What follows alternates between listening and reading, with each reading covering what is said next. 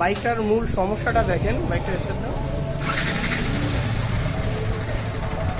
Bike কিন্তু আপনার স্টার্টে এখন যখন আমরা থ্রোটাল দিতে যাব, এই যে বন্ধ হয়ে গেল।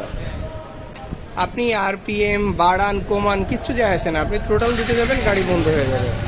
একবারে থ্রোটাল নিবে না, মানে একবারে দিতে গেলে এই যে বন্ধ, একবারে গাড়ি নিতে পারবে না। গাড়িতে থ্রোটাল দেওয়া যাবে, সেটা হলো এইভাবে,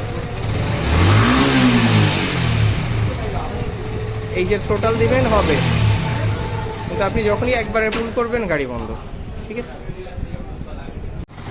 এটা হলো বাইকটা সেই পুরানো কয়েল, ইগনিশন কয়েল বা ট্রান্সফরমার যেটাই বলে। আর এটা হলো প্লাগ ট্যাপ।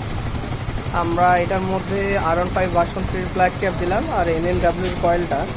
এই দুটা কয়েল ইউজ করার কারণে এখন কিন্তু বাইক অলমোস্ট ফ্যান চলতেছে, 100°C কাছাকাছি জায়গায় চলে গেছে। তো তারপরেও কিন্তু গাড়ির আরপিএম একদম স্মুথ এবং নিখুঁত আরপিএম, কোনো রকমের আরপিএমে কোনো ফ্লাকচুয়েশন এবং সর্বোচ্চ হাই এবং স্টিল 10,500 আরপিএম এসে একদম স্মুথলি হিট করে। সো ফুয়েল পাম্পের প্রেশার, আপনার প্লাগ, এইগুলো সব কিছু যদি ভালো থাকে দেন আপনি ইগনিশন কয়েল এগুলো চেক করবেন। এটা যদি খারাপ হয় আপনারা চেঞ্জ করবেন।